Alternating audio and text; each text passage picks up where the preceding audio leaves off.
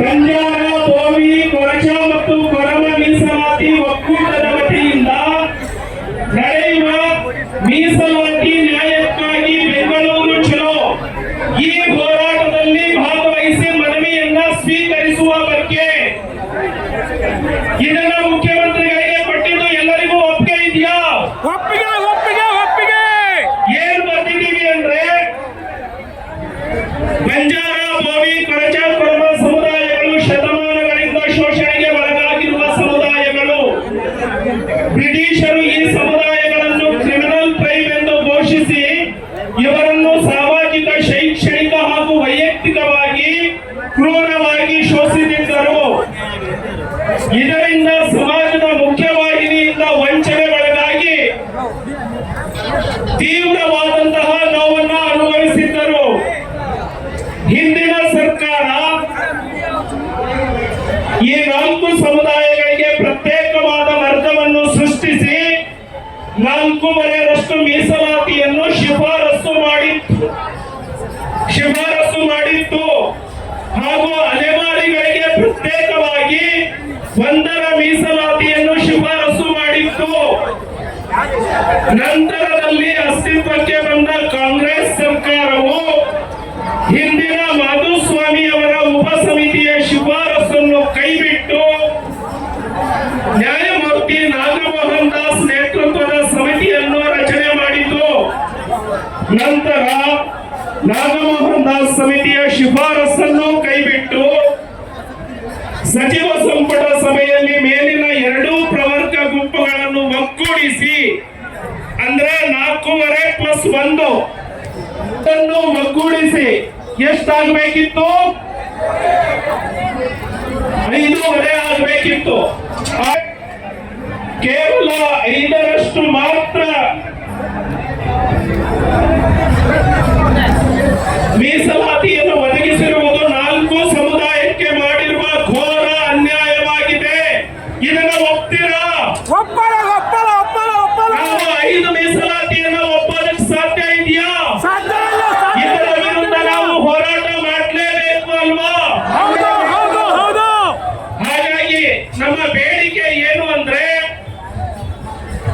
ರಾಜ್ಯ ಸರ್ಕಾರವು ಮೇಲ್ಕಂಡ 4 ಸಮುದಾಯಗಳ ಜೊತೆಗೆ ಅಲೆಮಾರಿ ಸಮುದಾಯದ 59 ಜಾತಿಗಳನ್ನು ಒಗ್ಗೂಡಿಸಿ ಒಟ್ಟಾರೆ 63 ಜಾತಿಗಳಿಗೆ ಕೇವಲ 5ರಷ್ಟು ಮೀಸಲಾತಿ ನೀಡಿ ಸ್ಪೃಶ್ಯ ಜಾತಿಗಳು ಎಂದು ಹಣೆಪಟ್ಟಿ ಕಟ್ಟಿರುವುದು ಅಸಂವಿಧಾನಿಕವಾಗಿದ್ದು ಮೀಸಲಾತಿಯಿಂದ ಹೊರದಬ್ಬುವ ಹುನ್ನಾರ ಆಗಿದೆ.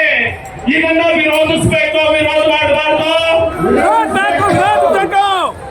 ಅದಕ್ಕಾಗಿ ಈ ಕಾಂಗ್ರೆಸ್ ಸರ್ಕಾರ ಕೈಗೊಂಡಿರುವ ನಿರ್ಣಯವನ್ನ ಬಂಜಾರ, ಬೋವಿ, ಕೊರಚ, ಕೊರಮ ಮತ್ತು ಅಲೆಮಾರಿ ಸಮುದಾಯಗಳಿಗೆ ಬಗೆದಿರುವ ತೀವ್ರವಾದ ದ್ರೋಹ ಎಂದು ಭಾವಿಸುತ್ತಾ ಈ ಸರ್ಕಾರ ಕೂಡಲೇ ತೀರ್ಮಾನವನ್ನು ಹಿಂಪಡೆಯಬೇಕೆಂದು ನಾವು ಒತ್ತಾಯಿಸುತ್ತೇವೆ. ಎಲ್ಲರೂ ಕೈ ಎತ್ತಿ ಇದಕ್ಕೆ ಅನುಮೋದನೆಯನ್ನು ಕೊಡಬೇಕು. ಅದಕ್ಕಾಗಿ ಮಾನ್ಯ ಮುಖ್ಯಮಂತ್ರಿಗಳಾದ ತಾವುಗಳು ಈ ಸಭೆಗೆ ಆಗಮಿಸಿ ನಮ್ಮ ಮನವಿಯನ್ನು ಸ್ವೀಕರಿಸಿ ಕೈಗೊಂಡಿರುವ ನಿರ್ಣಯವನ್ನು ಹಿಂಪಡೆಯುವುದಾಗಿ ಘೋಷಿಸಬೇಕೆಂದು ತಮ್ಮಲ್ಲಿ ವಿನಂತಿಸುತ್ತೇವೆ. ನಾವು ಪಕ್ಷಾತೀತವಾಗಿ ಕೈಗೊಂಡಿರುವ ಈ ಹೋರಾಟದಲ್ಲಿ ನಿಮ್ಮ ಪಕ್ಷದ ಎಲ್ಲ ಸಚಿವರು, ಎಲ್ಲ ಶಾಸಕರು ಭಾಗವಹಿಸಿ ಬೆಂಬಲವನ್ನು ಸೂಚಿಸುವಂತೆ ನಿರ್ದೇಶನ ನೀಡಬೇಕೆಂದು ನಿಮ್ಮಲ್ಲಿ ವಿನಂತಿಸುತ್ತೇವೆ. ಅದೇ ರೀತಿ ಬಿಜೆಪಿ ಪಕ್ಷಕ್ಕೂ ಪತ್ರವನ್ನ ಬರೆದಿದ್ದೇವೆ, ಜೆಡಿಎಸ್ ಪಕ್ಷಕ್ಕೂ ಪತ್ರವನ್ನ ಬರೆದಿದ್ದೇವೆ. ತಾವು ಬರಬೇಕು, ಈ ಹೋರಾಟಕ್ಕೆ ಬೆಂಬಲವನ್ನ ಕೊಡಬೇಕು. ನಾವು ನ್ಯಾಯ ಪಡೆಯುವವರೆಗೆ ಇಲ್ಲಿಂದ ಕದಲೋದಿಲ್ಲ ಅನ್ನೋ ಘೋಷಣೆಯನ್ನ ನಾವು ಮಾಡ್ತಾ ಇದ್ದೇವೆ.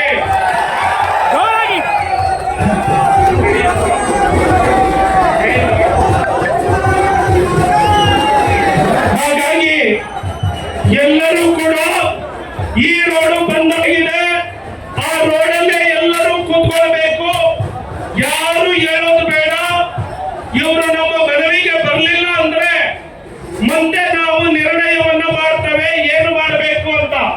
ಎಲ್ಲ ಪ್ರಮುಖರು ನಿರ್ಣಯ ಮಾಡ್ತಾರೆ.